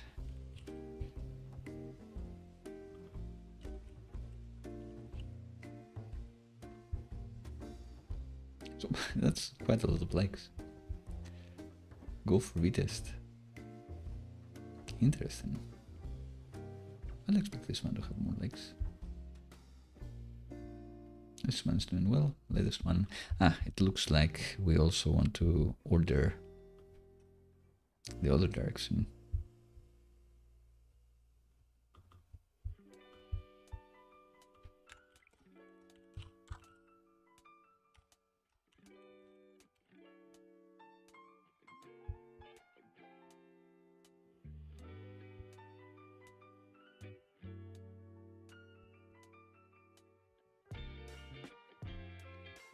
We can have a nice heart here, or we can render 131 hearts for this.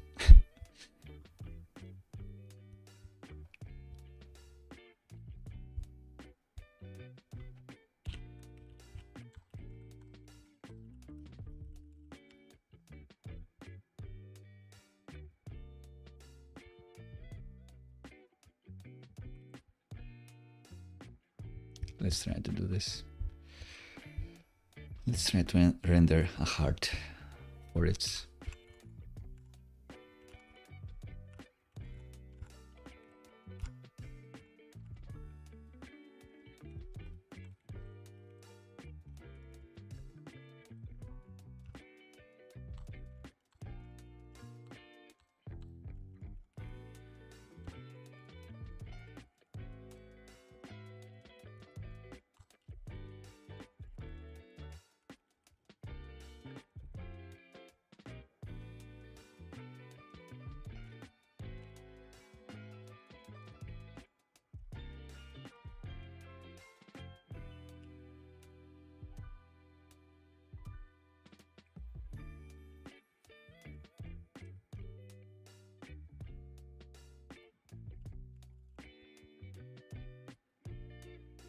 You can do it, Mac. You can render a heart.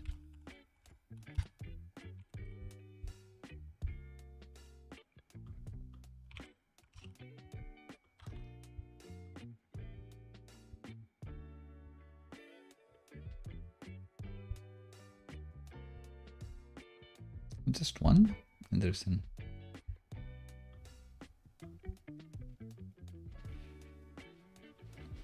I expected this to have, like, this is a number, right?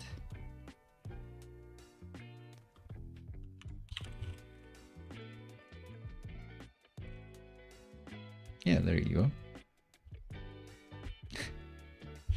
How many likes we got?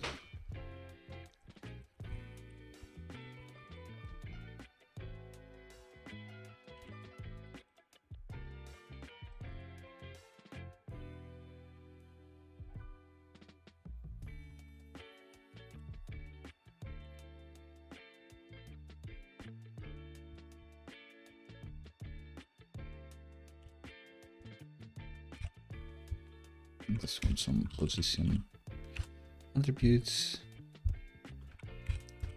left, top right, bottom left, -1. Do they have -1?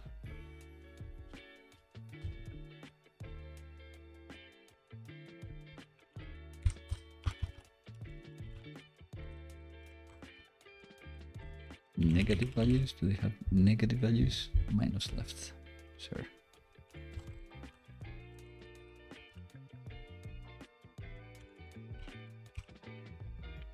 Of course, they all move to the left. Well, that doesn't quite work. they should be like left -1, -2, -3. Anyway, let's just keep it as it is. It's fun of it. I'm gonna change it later. The like count, kind of like this. So, for the individual page, we're saying that we may want the image here.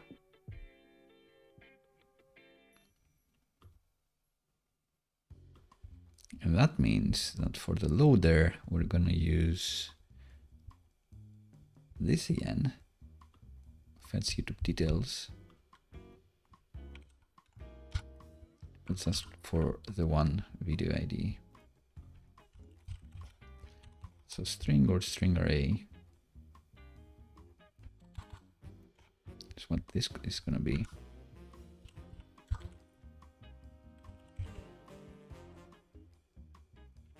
I guess you can give it a string array of 1, right?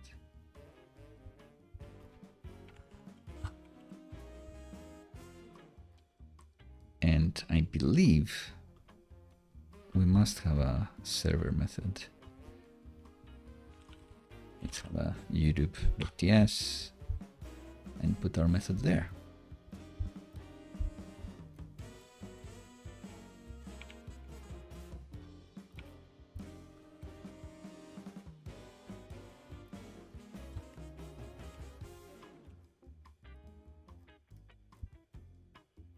Then we're going to bring it here. And we're also going to use it in the other page.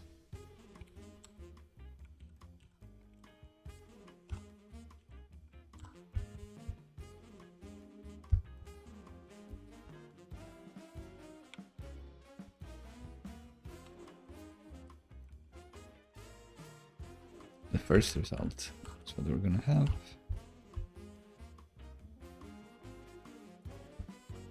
And we're going to do it after selector. Video IDs are going to be data, font matter, YouTube ID.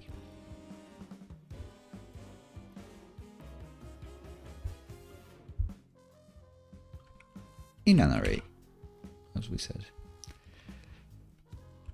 And the video thumbnail,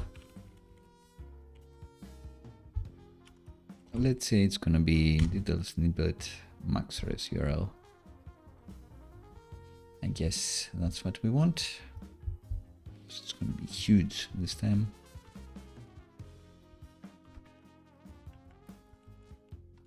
I want it all.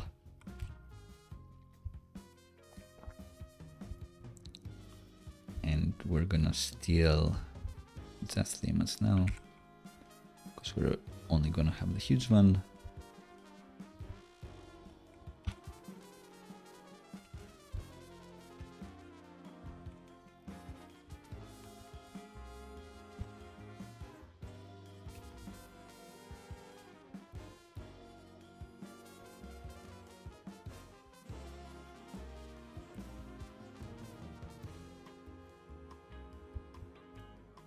Do we not send the front title?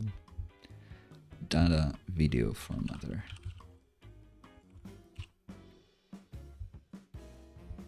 Do we not ask for the formatter? We do.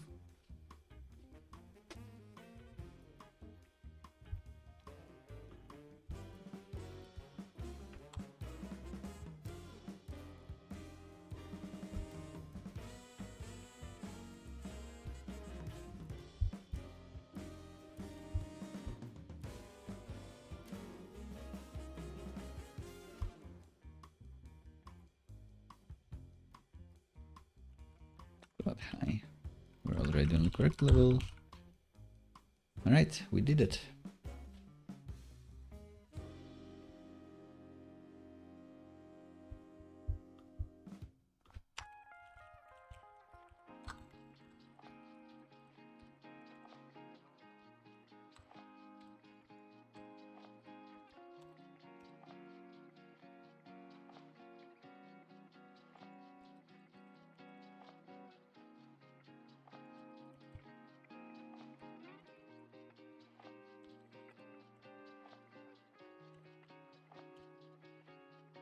And that should probably be an anchor to the YouTube video as well, open in your window.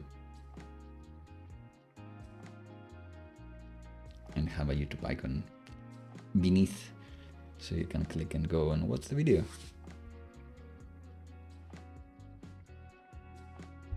Yeah, you have the H1 here, the transcript. Cool. think this is going to be it for today. So let's recap. What did we do? We didn't do any further syntax highlighting. We did query the YouTube API for video thumbnails. This I will have to check out and do offline because I don't want to have these ignores in the code. Fewer, like 0 TS ignores, always. And users can react to transcripts. I guess a sneak peek of this was doing the hardest here. I don't know what I'll do with this. This was an inspiration of the moment. I want people to go to the video and like the video. Most of all, I want people to keep watching the video. I don't want to like stop the video and ask them to like and subscribe and all that. So I never do. But maybe that affects things. The animations one, people love. The TDD one, people love. Wow. Nice to see. So yeah, this takes a bit too much space, so we'll see what we'll do, but I like the idea. But that's a better way to react, I'd say. If you can programmatically add a like with the YouTube API, maybe I'd do that, but YouTube doesn't really like it when you don't watch stuff in the YouTube website or app, so they kind of penalize you for that. It seems that the markdown-it one doesn't have the black bars, so maybe like instead of messing around with optimized images, it's not that big. Maybe all we need is get this out.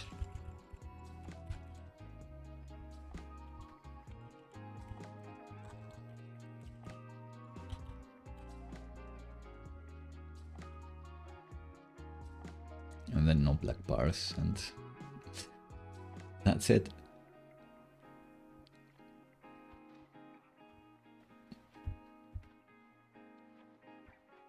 So yeah, that looks much better. But then we'd probably need to paginate and not fetch like 20 videos and images at the same time. Anyway, optimizations for the future. Since these URLs are dependable, we can potentially, like, they're based on the video ID. Like, this is the video ID and I know this, so I could potentially not even use the YouTube API to fetch the markdown-it stuff. But hey, maybe they'll put it in another bucket someday. I'm not sure. Maybe this is premature optimization. We'll see. But yeah, we'll probably not do something to react to the transcripts, but offline, I'll check out this Python schema stuff and probably move on to the Stripe stuff for the next stream. Let me know what you'd like to see next, or in other streams, or in videos, or anything else. It's been a pleasure to go today. Yet again, we made it to like a 2-hour stream. That's quite intense, but we did it. Our streak keeps going, we keep coding and chilling, and it's a pleasure. Time flies when you have fun coding. Hope it's the same for you. Again, let me know in the comments what you'd like to see next, and I'll see you next time on Friday.